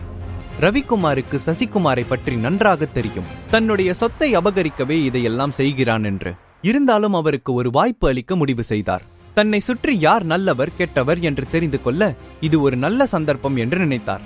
RSP குரூப் இன்வெஸ்ட் செய்ய போகிறது என்று நினைத்தவுடன் அவசரமாக ரவிக்குமார் ஆபீஸில் சசிகுமார் தலைமையில் மீட்டிங்கிற்கு ஏற்பாடு செய்தார். சூர்யாவும் பிரீத்தியும் மீட்டிங்கிற்கு சென்றனர். அங்கே சந்தியாவும் அவளுடைய அண்ணன் சதீஷும் பின்பு அங்கு வேலை செய்யும் முக்கியமான நபர்களும் அவர்கள் வருவதற்கு முன்பே மீட்டிங் ஹாலில் கூடியிருந்தனர். RSP குரூப் இங்கு இன்வெஸ்ட் செய்வது அவர்களுக்கு கிடைத்த பெரிய வாய்ப்பு. இந்த வாய்ப்பை நாம் நழுவவிடக் கூடாது. இதுவரை அந்த கம்பெனியில் கான்ட்ராக்ட் பேசஸ் என்ற 10க்கும் மேற்பட்ட கம்பெனிகள் ரிஜெக்ட் ஆனதையும் சசிகுமார் சுட்டிக்காட்டினார். ஆர்எஸ்பி குரூப்புக்கு கீழே வேலை செய்யறதுக்கு நம்ம கம்பெனிக்கு இதுதான் நல்ல சான்ஸ். நான் ஏன் இப்போ உங்க எல்லாரையும் இங்க வர சொல்லியிருக்கேன்னா, கண்டிப்பா நம்ம கம்பெனி சார்பா ஒருத்தங்க அங்க பிசினஸ் ப்ரொபோசல் பண்ணணும். உங்ககிட்ட நல்ல ஐடியா இருந்தா சொல்லுங்க. தனக்கு கிடைத்த இந்த வாய்ப்பை பயன்படுத்திக் கொண்டு கிடைக்கும் அனைத்தையும் தனக்கு சொந்தமாக்கிக் கொள்ள வேண்டும் என்று முடிவோடு இருந்தார் சசிகுமார். அப்பொழுது சூர்யா நாம் புதிதாக உருவாக்கிய இன்ஜினியரிங் டீம் அவர்களுக்கு தேவைப்படும் என கூற, காலங்காலமா பிசினஸ்ல இருக்கிற எங்க குடும்பம் இதை பத்தி பேசட்டும், நீ என்ன இந்த கம்பெனி ஓனரா என்று சந்தியா நேற்று நடந்த நிகழ்ச்சிக்கு பழிவாங்கும் விதமாக அனைவரின் முன்பும் சூர்யாவை அசிங்கப்படுத்தினாள். இதனால் கோபம் அடைந்த பிரீத்தி, இது என்னோட அப்பா கம்பெனி, அவர் பேசுறதுக்கு எல்லா உரிமையும் இருக்கு என்று கூறினாள். இதை பார்த்த சூர்யா நேற்று நடந்ததைப் போல நடந்துவிடக் கூடாது என்று எண்ணி உடனே பிரீத்தியை பார்த்து தனக்காக அமைதியாக இருக்கும்படி கேட்டுக்கொண்டான். அங்கு நடந்த கலவரம் எதையும் சசிகுமார் கண்டு கொள்ளவில்லை. உங்க எல்லாருக்கும் நல்லா தெரியும், இது ஆர்எஸ்பி குரூப் ப்ராஜெக்ட். உங்க எல்லாருக்கும் ஒரு நாள் டைம் கொடுக்கறேன், நல்ல பிசினஸ் ப்ரொபோசலா கொண்டு வாங்க என்று கூறினார். இதை கேட்ட சசிகுமாரின் மூத்த மகன் சதீஷ், இதுக்கெல்லாம் சுத்தமா சான்ஸே இல்ல, இன்ஜினியரிங் டீம் 2 வருஷத்துக்கு முன்னாடி தான் ஆரம்பிச்சோம் என்று நம்பிக்கை இல்லாமல் பேசினான். நம் கம்பெனியை விட தலை சிறந்த கம்பெனிகள் போட்டிக்கு வரும், இதை வைத்து மட்டுமே அந்த ப்ராஜெக்டை நம்மால் பிடித்துவிட முடியாது என்றான். பிரீத்தி தான் அந்த டீமை மேனேஜ் செய்து வந்தாள். அவள் கூறிய ப்ரொபோசல் நன்றாக இருந்தாலும் வேண்டுமென்றே அவளுடைய எந்த ஒரு ஐடியாவையும் அவர்கள் எடுத்துக்கொள்ளவில்லை. ஒரு கட்டத்தில் பிரீத்திக்கு அழுகை தொண்டை வரை வந்தது. அந்த இடத்தை விட்டு கிளம்பி விடலாம் என்று எழுந்தாள். சேரின் பின்னால் நின்று கொண்டு இதையெல்லாம் கவனித்துக் கொண்டிருந்த சூர்யா அவள் தோளை தட்டி கொடுத்து தைரியம் சொன்னான். ஆனால் இவர்கள் எல்லாம் பேசுவதை பார்த்தால் தங்களுடைய ஆதாயத்திற்கு மட்டுமே இதை செய்கிறார்கள் என்று அவளுக்கு தோன்ற ஆரம்பித்தது. மேலும் சந்தியாவின் எரிச்சலூட்டும் பேச்சும் அவள் பொறுமையை இழக்கச் செய்தது. அப்பொழுது பிரீத்தியின் கீழ் வேலை செய்து கொண்டிருந்த இன்ஜினியரிங் டீமை சதீஷ் பார்த்துக் கொள்வான், இனிமேல் நீ மேற்பார்வை மட்டும் பார்த்து கொண்டால் போதும் என்று சசிகுமார் கூற, அவள் உள்ளே அடக்கி வைத்திருந்த எரிமலை வெடித்தது. கோபத்தில் கத்த ஆரம்பித்தாள். பிரீத்தி, நீ ரொம்ப சின்ன பொண்ணு, உனக்கு அவ்வளவு திறமை இல்ல, அதுவும் ஒரு பொண்ணா நீ இதையெல்லாம் பண்ணவே முடியாது, நம்ம கம்பெனி நல்லதுக்கு தான் இதெல்லாம் பண்றேன் என்று சசிகுமார் சாதாரணமாக கூறினார். இந்த டீம் ஆரம்பிச்சது நான் தான், இப்போ வரைக்கும் நான் தான் அதை பார்த்துக்கிட்டு இருக்கேன், இனிமேலும் நான் தான் பார்த்துப்பேன், இதை என்கிட்ட இருந்து நீங்க பறிக்க முடியாது, என்னோட முடிவை கேட்டு நடந்துக்கோங்க என பிரீத்தி மிரட்ட, ஆமா அதான் உன்னோட முடிவை பார்த்தோமே, அதுக்கு எக்ஸாம்பிள் உன்னோட மேரேஜ் என்று சந்தியாவை போலவே சதீஷும் பேச ஆரம்பித்தான். இதை கேட்ட பிரீத்தியின் அழகிய முகம் கோபத்தில் சிவக்க, மேலும் பிரச்சனை நடப்பதற்குள் பிரீத்தியை அங்கிருந்து அழைத்துச் சென்றான் சூர்யா. கண்களில் கண்ணீரை அடக்கி வைத்திருந்தவள் வீட்டிற்கு வந்தவுடன் நேரடியாக ரவிக்குமாரை நோக்கி ஓடினாள். அங்கு நடந்த அவமானத்தையும் தன் கண் முன்னே அவளுடைய தந்தையும் அவரும் ஏமாற்றப்படுவதை பார்த்து எதுவும் செய்ய முடியாதவள் ரவிக்குமாரை கட்டிப்பிடித்து அழுதாள். பிரீத்தி அழுவதை பார்த்த அவள் அம்மா வனிதா, என் பொண்ண நீ என்ன பண்ண, அவளை நீ நிம்மதியாவே இருக்க விட மாட்டியா என வழக்கம் போல எது நடந்தாலும் சூர்யாதான் காரணம் என்று பேசினாள். இனி பிரீத்தியை யாரும் சீண்ட கூட நினைக்க கூடாது என்று கோபத்தில் கையை முறுக்கிக் கொண்டான் சூர்யா. உடனே தனது வக்கீல் வாசுதேவனுக்கு கால் செய்தவன், ஆர்எஸ்பி டூரிசம் இப்ப யார் பொறுப்புல இருக்கு என சூர்யா பேசியது ஆர்எஸ்பி குரூப்பின் ஓனர் போல மிரட்டலாக இருந்தது. இதை போன் மறுமுனையில் கேட்டுக்கொண்டிருந்த வாசுதேவனுக்கு சற்று ஆச்சரியமாக இருந்தது. ஏற்கனவே கோயம்புத்தூர்ல நம்ம கம்பெனில வேலை பார்த்துட்டு இருந்த லோகேஷ் தான் என்று கூறினார். நீங்க என்ன பண்ணுவீங்களோ ஏது பண்ணுவீங்களோ எனக்கு தெரியாது, ஆனா நாளைக்கு ரவிக்குமார் கம்பெனில இருந்து 2 பேர் அங்க வருவாங்க, அவங்கள நீங்க அசிங்கப்படுத்தி அனுப்பணும் என சூர்யா உணர்ச்சி பொங்க பேசினான். எதுக்கு நீ இப்படி பேசுற, அதுவும் மாமனாரோட கம்பெனி என்று வாசுதேவன் கூற, எனக்கு எல்லாம் தெரியும், இத நான் சூர்யாவா உங்ககிட்ட சொல்லல, இது இந்த ஆர்எஸ்பி குரூப்போட தலைவரா உங்ககிட்ட கட்டளை இடுறேன் என்று சொன்னதும் வாசுதேவன் மறுபேச்சு எதுவும் பேசவில்லை. மறுநாள் காலை 9:30 மணிக்கெல்லாம் சதீஷும் அவனுடைய தந்தையும் ஆர்எஸ்பி டூரிசம் கம்பெனிக்கு சென்றனர். அங்கிருந்த ஃப்ரண்ட் டெஸ்கில் அமர்ந்திருந்த பெண்ணிடம் ரவிக்குமாரின் கம்பெனியிலிருந்து வந்துள்ளதாக கூறினர். சிறிது நேரம் வெயிட்டிங் ரூமில் காத்திருக்கும்படியும் ஜெனரல் மேனேஜர் வந்தவுடனே உள்ளே செல்லலாம் என்று கூறினார். அவர்கள் அங்கு காத்திருந்த சில மணி நேரத்திலேயே உலகில் பல மூலையிலிருந்து பல கம்பெனிகள் வந்த வண்ணம் இருந்தது. இவர்கள் எதற்கு வந்திருக்கிறார்களோ அதே காரணத்திற்காகவே அவர்களும் வந்துள்ளனர். நேரம் கடக்க கடக்க பொறுமை இழந்த சசிகுமார் திட்ட ஆரம்பித்தார். அப்பா பொறுமையா இருங்க, நம்ம ஒன்னும் வாழைப்பழம் பிசினஸ் பேச வரல, இந்த கம்பெனில நம்மள உள்ள விட்டதே பெரிய விஷயம் என சதீஷ் சமாதானம் கூறினான். அப்பொழுது அவர்களை மேலே ஜெனரல் மேனேஜர் அழைக்கிறார் என்று ஃப்ரண்ட் டெஸ்கில் கூற ஆர்வமாக உள்ளே எழுந்து சென்றனர். ஜெனரல் மேனேஜர் கதவை திறந்த இருவரும் அதிர்ச்சியில் உறைந்து போய் நின்றனர். உள்ளே நுழைந்த இருவரையும் ஆர்எஸ்பி குரூப்பின் ஜெனரல் மேனேஜர் லோகேஷ் கண்டு கொள்ளாமல் வெளியில் வேடிக்கை பார்த்தபடியே அமர்ந்திருந்தான். அவர்கள் உள்ளே வந்து 10 நிமிடத்திற்கு மேல் ஆனது. ஆனால் எதுவும் பேசாமல் அமர்ந்திருந்தான் லோகேஷ். இதனால் பொறுமை இழந்த சதீஷ் பேச ஆரம்பித்தான்.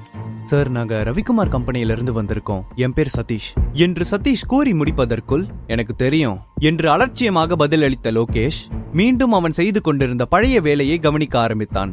மீண்டும் ஒரு முறை பேச ஆரம்பித்த சதீஷ், சார், நாங்க எதுக்கு இங்க வந்திருக்கோம்னா ரவிக்குமார் கம்பெனி இந்த ஊட்டியிலேயே பெரிய கம்பெனி என்று சதீஷ் விடாமல் கூற ஆர்வத்துடன் திரும்பி பார்த்த லோகேஷ், நீங்க இந்த கன்ஸ்ட்ரக்ஷன் பிசினஸுக்கு எப்போ வந்தீங்க என்று கேட்க சந்தோஷமாக தன்னுடைய பதிலை கூற ஆரம்பித்தான் சதீஷ். சதீஷ் யாராக இருந்தாலும் பேசியே கவிழ்த்து விடுவான்.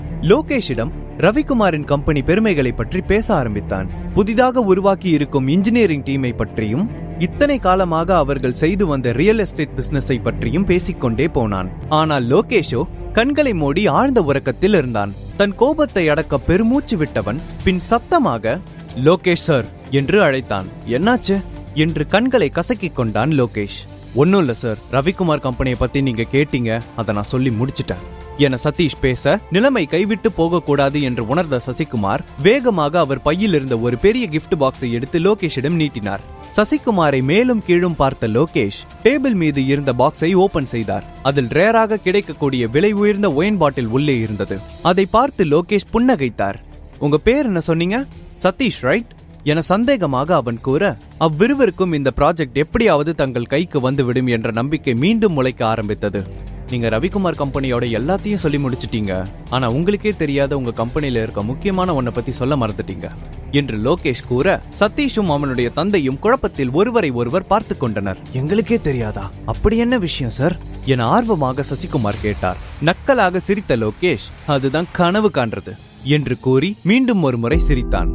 இது எவ்வளவு பெரிய ப்ராஜெக்ட்னு உங்களுக்கு தெரியுமா? இந்த மாதிரி இடத்துல உங்களுக்கு எப்படி சான்ஸ் கிடைக்கும்னு வந்தீங்க? இதெல்லாம் நீங்க கனவுல கூட நினைச்சு பார்க்க முடியாத ஒரு விஷயம். அதுவரை சிரித்த முகத்துடன் இருந்த இருவரின் முகமும் மாறியது.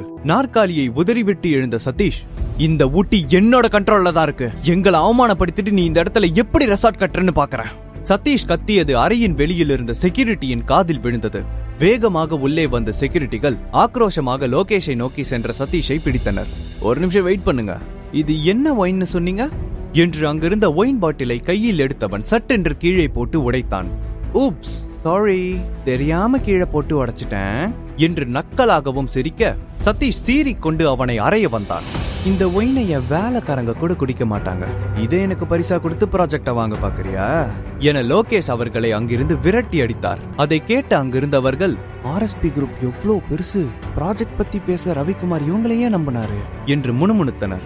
ரவிக்குமார் நிறுவனத்தில் இருந்த வரையில் அவருடைய கம்பெனி நன்றாக இருந்தது. இப்பொழுது இவர்களின் செயலால் என்ன நடக்கப் போகிறதோ என்று பேசிக்கொண்டனர். இருவரும் வெளியே சென்றவுடன் லோகேஷ் தனது போனை எடுத்து வாசுதேவனுக்கு கால் செய்து, சார், நீங்க சொன்ன மாதிரி அவங்க 2 பேரையும் அசிங்கப்படுத்தி அனுப்பிட்டான் என்று கூறினான். அதே சமயம் வாசுதேவன் சூர்யாவிற்கு கால் செய்து அங்கு நடந்த அனைத்தையும் அவனுக்கு கூறினார். இதையெல்லாம் கேட்ட பின்புதான் சூர்யாவிற்கு நிம்மதியாக இருந்தது. பின் தனக்காக இன்னொரு காரியம் செய்ய வேண்டும் என்று கேட்டுக்கொண்டான். நாளை பிரீத்தி இந்த ப்ராஜெக்டை டீல் பேச வருவாள். அவளிடம் எந்த கேள்வியும் கேட்காமல் இந்த ப்ராஜெக்டை அவளிடம் கொடுக்க வேண்டும் என்று கூறினான். பிரீத்தி வருவாங்க, அவங்கள கொஞ்ச நேரம் கூட வெயிட் பண்ண வைக்காதீங்க, ஃபார்மாலிட்டின்னு சொல்லி கூட அவங்கள வெயிட் பண்ண வைக்காதீங்க என்று சூர்யா 1க்கு 2 முறை அழுத்தி கூறினான். சதீஷும் சசிகுமாரும் சேர்ந்து ப்ராஜெக்டை கைவிட்ட விஷயம் ரவிக்குமாருக்கு தெரிய வந்தது. யார் நல்லவர்கள், யார் கெட்டவர்கள், தனக்கு பின்னால் யார் இந்த கம்பெனியை நன்றாக நடத்த முடியும் என்று தெரிந்து கொள்ள சிறிது காலம் ஒதுங்கியிருந்தவர் மீண்டும் கம்பெனியில் காலடி எடுத்து வைத்தார். அவருடைய ஆபீஸில் அவசரமாக போர்ட் மீட்டிங்க்கு ஏற்பாடு செய்யப்பட்டது. ஆனால் அந்த மீட்டிங்கில் இருந்தவர்களின் முகத்தில் சந்தோஷம் துளியும் இல்லை. ஏனென்றால் ஆர்எஸ்பி குரூப் அளவிற்கு பெரிதாக இல்லை என்றாலும் ஊட்டியில் ரவிக்குமாரின் கம்பெனி தான் ராஜாவாக கொடிக்கட்டி பறந்தது. ஆனால் நேற்று நடந்த சம்பவத்தால் கம்பெனி பெரும் ஆபத்தில் சிக்கிக் கொண்டது. ஏனென்றால் அவர்கள் எதிர்த்தது சாதாரணமான ஆள் கிடையாது, ஆர்எஸ்பி குரூப்பின் ஜெனரல் மேனேஜரை. மீட்டிங்கில் சதீஷும் சசிகுமாரும் தலைகுனிந்தே காணப்பட்டனர். இதுக்குதான் பிசினஸ் நான் பாத்துக்கிறேன், நீங்க ரெஸ்ட் எடுங்கன்னு சொன்னீங்களா? நீங்க பண்ண இந்த காரியத்தினால நம்மள நம்பி இருக்க எத்தனை குடும்பம் கஷ்டப்பட போகுதுன்னு உங்களுக்கு தெரியுமா என ரவிக்குமார் கோபத்தில் கத்தினார். இதுவரை அப்படி ஒரு முகத்தை யாரும் பார்த்திருக்க மாட்டார்கள். இதையெல்லாம் கேட்டுக்கொண்டிருந்த பிரீத்திக்கு வருத்தப்படுவதா இல்லை மீண்டும் இந்த கம்பெனி நம் கைக்கு வந்து விட்டது என்று சந்தோஷப்படுவதா என்று தெரியாமல் அமர்ந்திருந்தாள். அப்பொழுது அவளுடைய செல்போனிற்கு சூர்யாவிடமிருந்து அழைப்பு வந்தது. 10 சேர் தள்ளி அமர்ந்திருந்த சூர்யாவை எட்டி பார்த்தாள். அவன் போனை எடுக்குமாறு சைகையால் கூறினான். போனை எடுத்த பிரீத்தியிடம், நீங்க என்ன முழுசா நம்புறீங்களா? அப்படின்னா இந்த ப்ராஜெக்டை நான் எப்படியாவது முடிச்சு காட்டுறேன். நம்ம கம்பெனி மேல இருக்கிற கெட்ட பேர் எல்லாம் நான் மாத்தி காட்டுறேன்னு உங்க அப்பா கிட்ட சொல்லுங்க. பிளீஸ் பிரீத்தி, எனக்கு ஒரு சான்ஸ் கொடுங்கன்னு மட்டும் கேளுங்க என்று சூர்யா அவளை பார்த்து கொண்டே தூரத்திலிருந்து பேசினான். திருமணமாகி இந்த 3 வருடத்தில் சூர்யா ஒருமுறை கூட தனக்காக எதையும் கேட்டதில்லை. ஆனால் சூர்யா சொல்வதையும் செய்யாமல் இருக்க முடியவில்லை. ரவிக்குமார் பேசிக் கொண்டிருக்க சற்றென்று எழுந்து நின்றாள் பிரீத்தி. அப்பா, இந்த ப்ராஜெக்டை நான் எப்படியாவது முடிச்சு காட்டி கம்பெனிக்கு நல்ல பேர் வாங்கி தரேன், எனக்கு ஒரு சான்ஸ் கொடுங்க என்று தைரியமாக கூறினாள். பிரீத்தி, இது உன்னால முடியுமா என்று ரவிக்குமார் ஆச்சரியமாக அவளை பார்த்து கேட்க, முடியுமோ முடியாதோ அதை ட்ரை பண்ணி பார்த்ததுக்கு அப்புறம் தானே என்னால சொல்ல முடியும் என்றவள் சூர்யாவை பார்த்து லேசாக சிரித்தாள். பிரீத்தி மீண்டும் அங்கு போவதற்கு எதிர்ப்புகள் பல கிளம்பின.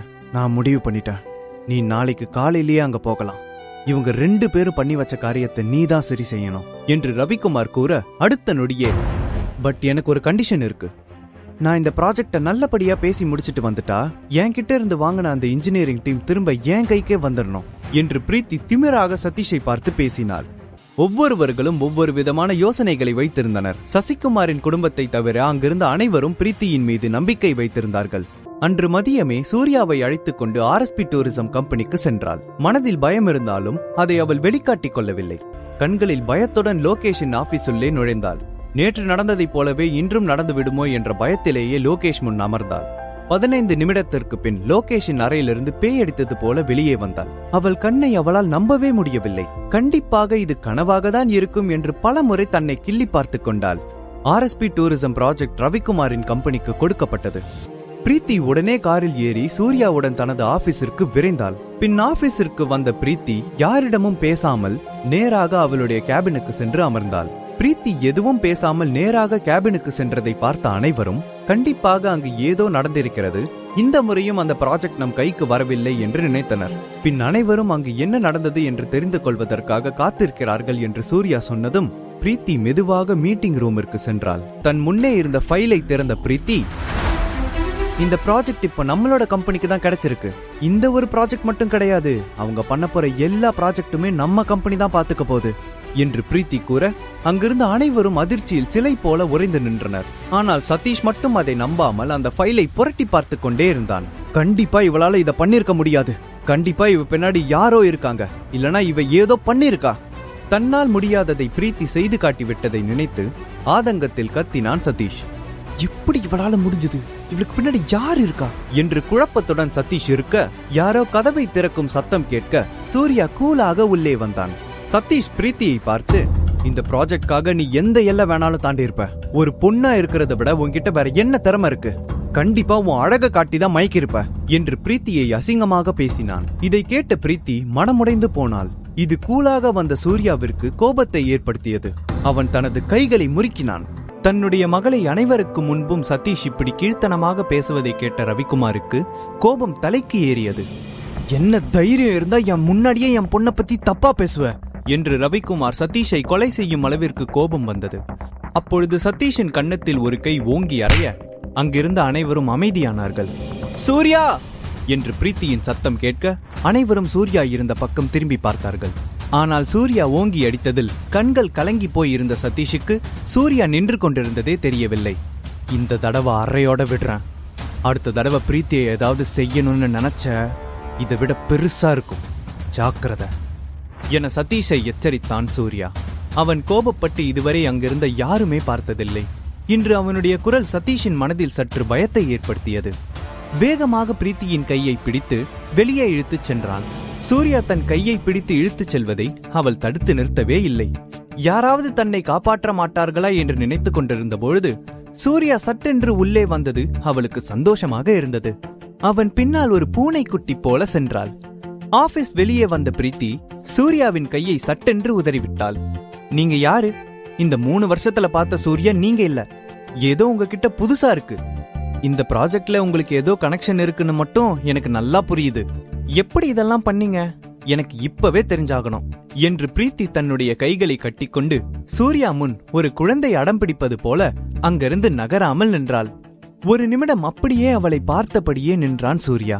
பிரீத்தி, உனக்கு அந்த ப்ராஜெக்டை கொடுத்த லோகேஷும் நானும் காலேஜ் ஃப்ரெண்ட்ஸ். அதனாலதான் இந்த ஹெல்ப் எனக்கு பண்ணான். வேற ஒன்னும் இல்ல, போதுமா என்று சூர்யா அப்பொழுது உள்ள நிலைமையை சமாளித்தான். அதே சமயம் ரவிக்குமாரின் ஆபீஸில் மீட்டிங் முடிந்து அனைவரும் சென்று விட்டனர். ஆனால் சதீஷ் மட்டும் மீட்டிங் ஹாலில் உள்ள நாற்காலியில் எவ்வளவு மணி நேரம் அமர்ந்திருந்தான் என்று அவனுக்கே தெரியாது. அப்பொழுது சசிகுமார் உள்ளே வர, இவ்வளவு நாள் கஷ்டப்பட்டது வேஸ்டா போச்சு.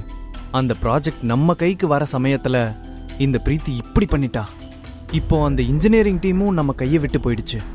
அவளை நம்ம சும்மா விடக்கூடாது என்று தன்னுடைய ஆதங்கத்தை சசிகுமாரிடம் கொட்டினான் சதீஷ். நீ இப்போ எவ்வளோ பெரிய தப்பு பண்ணியிருக்கன்னு தெரியுமா? இந்த சொத்தை அடையிறதுல நான் அண்ணன் தம்பி யாரையுமே பார்க்க மாட்டேன். அதுக்குன்னு எடுத்தோம் கவுத்தோன்னு உன்ன மாதிரி நான் எதுவும் செய்ய மாட்டேன் என்ற சசிகுமாரின் குரலில் கோபம் தெரிந்தது. நிமிர்ந்து சசிகுமாரின் முகத்தை பார்த்த சதீஷ் அவரிடம் என்ன சொல்ல வருகிறீர்கள் என்று கேட்டான். அதற்கு சசிகுமார், நீ யார வேணாலும் பகச்சுக்கோ, ஆனா பிரீத்திய பகச்சுக்காத.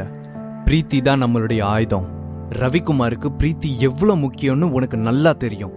அவர் முன்னாடியே பிரீத்தியை இப்படி பேசினா நமக்கு இந்த சொத்து எப்படி கிடைக்கும் என்று சதீஷிற்கு அறிவுரை கூறினான். இப்போ இதெல்லாம் பேசி என்ன பிரயோஜனம்? அந்த ப்ராஜெக்டும் இன்ஜினியரிங் டீமும் நம்மளை விட்டு போய் ரொம்ப நேரம் ஆயிடுச்சு என்று புலம்பினான் சதீஷ். அதை கேட்ட சசிகுமார் வில்லத்தனமாக சிரித்தார். நீ நினைக்கிற மாதிரி பிரீத்திக்கு இந்த ப்ராஜெக்ட் போகாது. RSP குரூப் ப்ராஜெக்ட் நம்மளோட கம்பெனிக்கு தான் வந்திருக்கு, பிரீத்திக்கு இல்ல என 1க்கு 2 முறை அழுத்தி கூறினார். அன்று இரவு சூர்யா தூங்குவதற்காக தன்னுடைய அறைக்கு சென்றான். திருமணமாகி 3 வருடங்களாக இருந்தாலும் பிரீத்தியும் சூர்யாவும் தனித்தனி அறையிலேயே தான் தூங்குவார்கள். அப்பொழுது சூர்யாவின் அறை கதவை யாரோ தட்ட, இந்த நேரத்தில் யாராக இருக்கும் என்று நினைத்து கதவை திறந்தான். கதவின் வெளியே பிரீத்தி இருப்பதை பார்த்தான் சூர்யா. அவள் வெள்ளை நிறத்தில் நைட் டிரெஸ் அணிந்திருந்தாள். பார்ப்பதற்கு தேவதை போல காட்சியளித்தாள். எப்பொழுதும் போல இல்லாமல் இன்று பிரீத்தி சற்று அதிக மேக்கப்புடன் காணப்பட்டாள். வெட்கத்தில் அவளுடைய கன்னங்கள் சிவந்திருந்தது. என்னுடைய ரூம்ல பல்ப் எரியல, ரொம்ப இருட்டா இருக்கு. அதனால இன்னைக்கு உங்க ரூம்ல நான் படுத்துக்கலாமா என்று தயக்கத்துடன் பிரீத்தி கேட்டாள். என்றுமில்லாமல் என்று அதிகமாகவே வெட்கப்பட்டாள். பல்பு தானே, நான் சேஞ்ச் பண்ணி தரேன், ஒன்னும் கவலைப்படாதீங்க என்று சர்வசாதாரணமாக சூர்யா கூற, உடனே பிரீத்தி வேகமாக, அந்த பல்பை மாற்றுறது ரொம்ப கஷ்டம், அது உங்களால முடியாது, அதை விட்டுருங்க, நாளைக்கு பாத்துக்கலாம், இன்னைக்கு உங்க ரூம்லயே நான் படுத்துக்கலாமா என்று தயங்கி தயங்கி பேசினாள். அவள் கூற வந்த எதையும் புரிந்து கொள்ளாத சூர்யா, பல்பு மாற்றுறது அவ்வளோ பெரிய கஷ்டமான வேலை இல்ல, இதெல்லாம் நான் நிறைய வாட்டி செஞ்சிருக்கிறேன் என்றான். அவள் கூற வந்த எதையும் புரிந்து கொள்ளாமல் அவளுடைய அறையை நோக்கி சென்றான். அப்பொழுது பிரீத்தி தன் முன்னே நடந்து கொண்டிருந்த சூர்யாவை இடித்துவிட்டு, ஒன்னும் வேணாம், நானே பாத்துக்கிறேன், சரியான பல்பு என்று சூர்யாவை திட்டிவிட்டு கோபத்துடன் அவளுடைய அறைக்கு சென்றாள். பிரீத்திக்கு என்ன ஆச்சு? இப்ப நான் அவளுக்கு பல்பு மாத்தணுமா வேணாமா? என்ன சொல்ல வந்தா? ஏன் இப்ப கோபப்பட்டு போறா என்று தன்னுடைய தலையை சொரிந்து கொண்டு அவனுடைய அறைக்குள் சென்றான். சூர்யா நீண்ட நாட்களுக்கு பிறகு சந்தோஷமாக தூங்க ஆரம்பித்தான். ஆனால் பிரீத்தியோ அவளுடைய அறையில் தூக்கம் வராமல் புரண்டு கொண்டிருந்தாள். இனிமே ஏதாவது சொல்லணும்னா சூர்யாவுக்கு மறைமுகமா சொல்லவே கூடாது, அவனுக்கு எதுவுமே புரியல என இரவு முழுவதும் அவனை திட்டிக் கொண்டே இருந்தாள். அடுத்த நாள் காலை சூர்யா மிகவும் சந்தோஷத்துடனும் புத்துணர்ச்சியுடனும் எழுந்து வந்தான். ஆனால் ஒரே நாள் ராத்திரியில் பிரீத்தியின் கண்ணிற்கு கீழ் கருவளையம் தோன்றியிருந்தது. அவளை பார்க்க சின்ன பாண்டா கரடி போல் இருந்தது. அவள் இருக்கும் கோலத்தை பார்த்து சிரித்தான் சூர்யா. ஆனால் பிரீத்தியின் பார்வை ஈட்டி போல அவன் மீது பாய்ந்தது. பிரீத்தி வித்தியாசமாக நடந்து கொள்வதை பார்த்த சூர்யா ஒன்றும் புரியாமல் நேற்றை போலவே தலையை சொரிந்து கொண்டிருந்தான். பிரீத்தி தயாராக எப்படியும் 1 மணி நேரமாவது ஆகும் என்று நினைத்த சூர்யா, எனக்கு ஒரு முக்கியமான வேலை இருக்கு, நீ கிளம்பின உடனே எனக்கு கால் பண்ணு என்று அங்கிருந்த தன்னுடைய புது காரில் புறப்பட்டான்.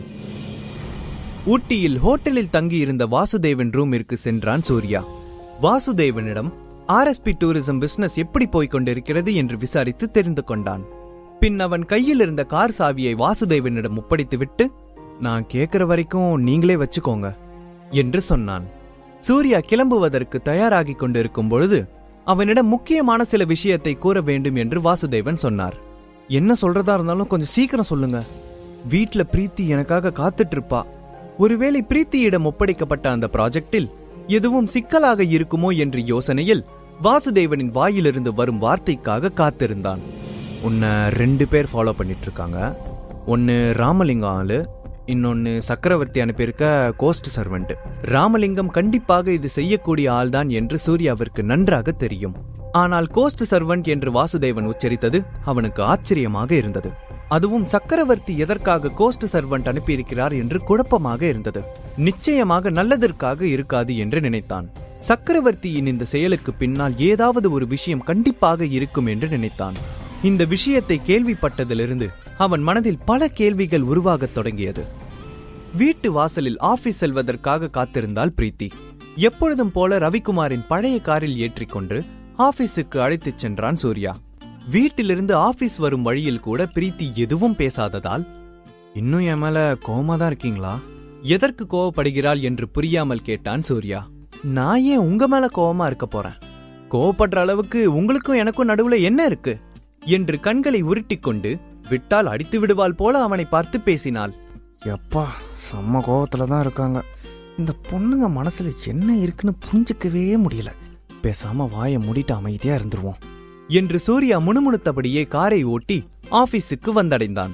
காரில் இருந்து இறங்கிய இருவரையும் பார்த்த சந்தியா, ஹலோ மிஸ்டர் சூர்யா, என்ன இன்னைக்கு உங்க பொண்டாட்டிய இந்த மாதிரி பழைய கார்ல எல்லாம் கூட்டிட்டு வரீங்க?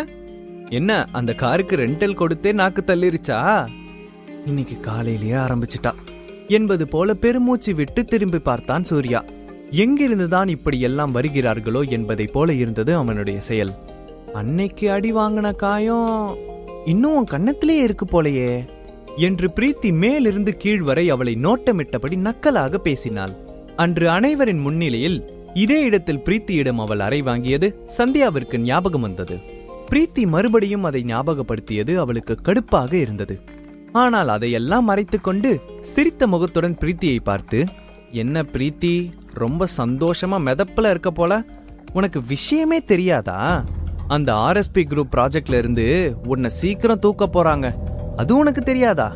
இதை கேட்ட சூர்யாவும் பிரீத்தியும் என்ன நடக்கிறது என்று புரியாமல் விழித்தார்கள். இவள் எதையோ உளறுகிறாள் என்று நினைத்தார்கள். ஆனால் அவள் வாயிலேயே இதற்கு பின்னால் சந்தியாவின் அண்ணன் சதீஷ் இருக்கிறான் என்று தெரிந்தவுடன் கோபத்தில் வேகமாக ஆபீஸை நோக்கி நடந்தாள் பிரீத்தி.